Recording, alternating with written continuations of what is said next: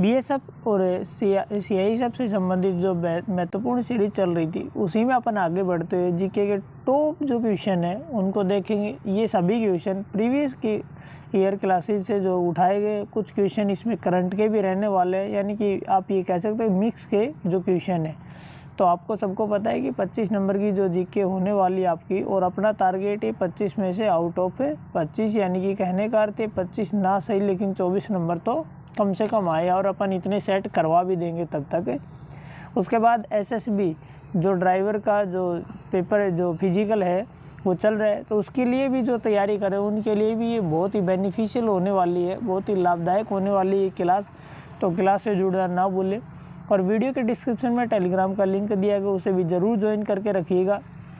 और मैं आपको बता दूं कि इस वीडियो की पीडीएफ के लिए, इस क्लास की पीडीएफ के लिए भी आप उसे ज़रूर ज्वाइन कर लें। किसी भी भर्ती की लेटेस्ट अपडेट के लिए भी उसे आप ज़रूर ज्वाइन करें। और मैथ्स की बेसिक क्लासेस के लिए भी आप जो है डेली जो है 9 PM पे रात में 9 बजे लाइव आना ना भूलें। और आज वो क्लास नहीं होने वाली, मैं आपको पहले बता देता हूँ। तो जो पहला क्वेश्चन ये अपन देखेंगे, तो पहला क्वेश्चन ये दिया गया है, दादा साहेब फाल्के पुरस्कार, दादा साहेब फाल्के पुरस्कार किस क्षेत्र में दिया जाता है? ऑप्शन दिए गए हैं। ऑप्शन दिया गया पहला सिनेमा, सेकंड दिया गया पत्रकारिता, खेल और न्यूज़। तो आपको बताना है कि इसका सही आंसर कौन सा होगा। जिसको भी आंसर सही पता होता है वो अपनी तैयारी जो है क्विक कर ले, और जो है ऑप्शन कमेंट बॉक्स में कमेंट करते रहें। और जिनकी अच्छी तैयारी है वो इनको 2x स्पीड में करके भी देख सकते हैं, यानी कि सोते समय इस क्लास को आप ज़रूर देखें, जो आपके लिए बहुत ज़रूरी होने वाली है।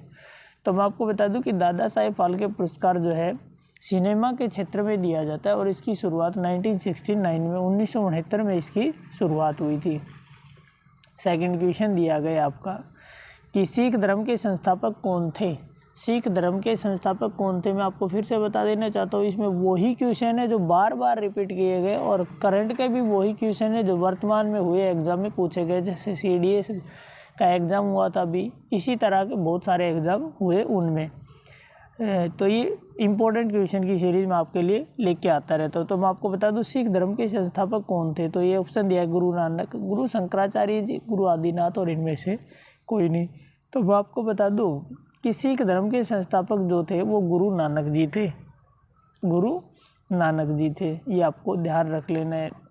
और थर्ड, और ये मोस्ट इम्पोर्टेंट क्वेश्चन आप कह सकते हो, वेरी इंपॉर्टेंट क्वेश्चन जो है ये रहने वाला आपका, वेरी इंपॉर्टेंट क्वेश्चन रहने वाला है। ये काफ़ी बार पूछा गया है, यानी कि अभी हाल ही के प्रश्नों में, और ये करंट का क्वेश्चन है। पिनाका क्या है? तो मैं आपको बता दूं, ऑप्शन दिए गए कि पिनाका क्या है। एक मिसाइल है, एक रॉकेट लॉन्चर है, एक रॉकेट सिस्टम है, और इनमें से कोई नहीं। तो मैं आप सभी को बता देना चाहता हूँ, और आपको भी पता होना चाहिए कि पिनाका जो है ना, ये 99% बच्चे इस क्वेश्चन को गलत करेंगे, 99% बच्चे इसमें गलती करेंगे। लेकिन ध्यान अपने को रख लेना है कि पिनाका जो है ना एक रॉकेट लॉन्चर सिस्टम है। Rocket launcher, rocket launcher, rocket system, rocket launcher system है, ये भी इसका सही आंसर होने वाला है। रॉकेट लॉन्चर सिस्टम है जो रॉकेट को लॉन्च करता है सॉरी, रॉकेट को जो लॉन्च करता है, रॉकेट लॉन्चर सिस्टम। यह मिसाइल नहीं है, ये मिसाइल को दागने के लिए एक सिस्टम है, समझ रहे हो ना। तो इसलिए ध्यान रख लेना कि बी इसका सही आंसर होगा। नेक्स्ट क्वेश्चन की अगर अपन बात करें, भारतीय राष्ट्रीय ध्वज की लंबाई और चौड़ाई का अनुपात क्या है? भारतीय राष्ट्रीय ध्वज की लंबाई और चौड़ाई के अनुपात की अगर अपन बात करें तो 2:3, 3:2, 1:1, 2:4।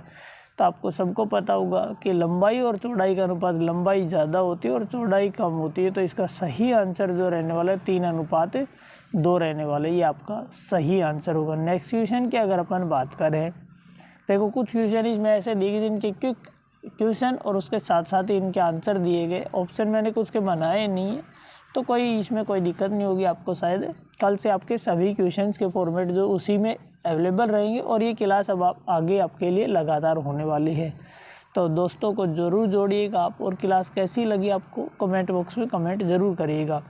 स्थानीय शासन की सबसे निचली इकाई कौन सी है? तो मैं सबसे निचली इकाई की बात करूँ, यानी कि सबसे नीचे की जो इकाई की बात करूँ, तो वो कौन सी थी? ग्राम पंचायत। देखो पहले पंचायत, ग्राम पंचायत होती है जो सबसे निचले सतर का जो चुनाव होता है वो ग्राम पंचायत का होता है। फिर उसके बाद अगर बात करें तो उसके बाद सरपंच चुने जाते हैं, आपको सबको पता है। फिर अपने अपने जो है एरिया से विधायक चुने जाते हैं, पंच चुने जाते हैं, सरपंच चुने जाते हैं। लेकिन पहले क्या होता है, ग्राम पंचायत, है ना। तो ये आपको ध्यान रख लेनी है। नेक्स्ट की अगर बात करें, प्रसिद्ध नृत्य कथकली किसका नृत्य है? तो कथकली जो नृत्य है ये बहुत ही इम्पोर्टेंट क्वेश्चन है आपका। तो मैं आपको बता दूं कि कथकली किसका नृत्य है, ये केरल का है। अगर भरतनाट्यम की बात करूं या कुचिपुड़ी की बात करूं तो कुचिपुड़ी आंध्र प्रदेश का है, भरतनाट्यम तमिलनाडु का है। ये आपको ध्यान रख लेना है। और अगर बात करें बिहू की, तो बिहू एक प्रसिद्ध त्यौहार है, लेकिन ये किसका है ये आपको ध्यान रख लेना। तो ये आपका असम का प्रसिद्ध त्यौहार है। गोल गुंबज क्या है? तो गोल गुंबज क्या है, ये कहाँ स्थित है? गोल गुंबज जो है बीजापुर में स्थित है, आपको सबको पता है। और बीजापुर कहाँ स्थित है? ये हैदराबाद में। गोल गुंबज हैदराबाद में स्थित है। हैदराबाद ना आए अगर ऑप्शन में तो ये भी आ सकता है, कहाँ स्थित है? बीजापुर में। नेक्स्ट क्वेश्चन की अगर बात करें तो लघुगणक तालिकाओं का, देखो सभी क्वेश्चन बहुत इंपॉर्टेंट रहने वाले, आप लास्ट तक क्लास जरूर देखिएगा। लघुगणक तालिकाओं का आविष्कार किसने किया था? तो इसका सही आंसर जो रहने वाला है जॉन नेपियर। किस अंग के खराब होने से पीलिया होता है? किस अंग के खराब होने से जो है पीलिया हो जाता है? तो अगर अपन इसकी बात करें तो किसकी? लीवर की। तो लीवर की, तो आपको सबको ध्यान रखने की लीवर से संबंधित कौन कौन से रोग होते हैं और किस अंग के खराब होने से पीलिया होता है, तो वो किसके खराब होने से होता है? आपका लीवर की। नेक्स्ट क्वेश्चन की अगर बात करें तो भारत का पहला परमाणु ऊर्जा केंद्र कहाँ स्थापित किया गया था? ये आपको सबको पता होगा कि भारत का पहला परमाणु ऊर्जा केंद्र कहाँ स्थापित किया गया था। तो ये कहाँ स्थापित किया गया था? तारापुर महाराष्ट्र में। तारापुर महाराष्ट्र में भारत का पहला परमाणु ऊर्जा केंद्र स्थापित किया गया था। नेक्स्ट क्वेश्चन की अगर बात कर लेते हैं तो दिया गया भारतीय संविधान में कितने मौलिक अधिकारों का उल्लेख किया गया है?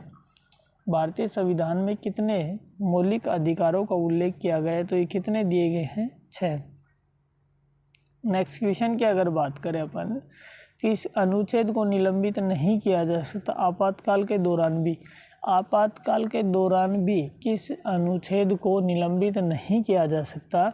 तो अनुच्छेद 20 और 21 होता है। आपको पता है चाहे कितना भी आपातकाल हो, मानव सुरक्षा और उनके जो अधिकार है उनका हनन नहीं किया जा सकता है। तो ये कौन सा है? अनुच्छेद 20 और 21 जो स्वतंत्रता के अधिकार को दर्शाते हैं, आपको सबको पता होगा। भारत का पहला वायसराय कौन था? तो भारत के पहले वायसराय की बात करूँ तो ये आपके लॉर्ड कैनिंग जी थे। भारत के पहले वायसराय लॉर्ड कैनिंग थे। वाइस बनने के लिए न्यूनतम आयु कितनी होनी चाहिए? भारत के राष्ट्रपति के लिए न्यूनतम आयु कितनी होनी चाहिए? अगर इसकी बात करूं मैं तो 35 वर्ष, 35 वर्ष। अगर मैं आपको बताऊं कि भारत का प्रधानमंत्री बनने के लिए न्यूनतम आयु कितनी होनी चाहिए, तो मैं आपको बता देता हूँ 25 वर्ष। भारत का प्रधानमंत्री बनने के लिए न्यूनतम आयु कितनी होनी चाहिए? 25 वर्ष। और राष्ट्रपति बनने के लिए 35 वर्ष कम से कम होनी चाहिए। नीति आयोग का गठन किसके स्थान पर किया गया है? नीति आयोग का गठन 1950 में किया गया था। योजना आयोग, योजना आयोग का नाम बदलकर अब नीति आयोग कर दिया गया, आपको सबको पता होगा। और नीति आयोग के अगर अध्यक्ष की बात करूं तो प्रधानमंत्री यानी कि वर्तमान में श्री नरेंद्र मोदी जी खुद इसके अध्यक्ष हैं। आई होप आपको ये चीज़ समझ आई होगी। नेक्स्ट क्वेश्चन की बात कर लेते हैं अपन, भारत में कितने प्रकार के रीट होती है? अगर इसकी बात करें कितने प्रकार के रीट यानी कि याचिका कितने प्रकार के आप दायर कर सकते हो, अगर इसकी बात करें तो कितने प्रकार की होती है? 5 प्रकार की होती है। 5 प्रकार की आप याचिका जो है दायर कर सकते हो। नेक्स्ट क्वेश्चन की अगर अपन बात करें, भारतीय संविधान में मौलिक कर्तव्यों का उल्लेख किया गया है। भारतीय संविधान में मौलिक कर्तव्यों का उल्लेख किया गया है। कितने मौलिक कर्तव्यों का उल्लेख किया गया है? तो मैं आपको बता दूं कि भारतीय संविधान में 11 मौलिक कर्तव्यों का उल्लेख किया गया है। कितने? 11 मौलिक कर्तव्यों का उल्लेख किया गया है। भारतीय संविधान में किसके चुनाव की पद्धति, राष्ट्रपति को किस देश से लिया गया? भारतीय चुनाव में राष्ट्रपति के पद की पद्धति जो है ना वो किस देश से ली गई है, तो ये आयरलैंड से ली गई है। तो आपको ध्यान रख लेना, आयरलैंड से। राष्ट्रपति की शपथ कौन दिलाता है, राष्ट्रपति को शपथ कौन दिलाता है भारत में?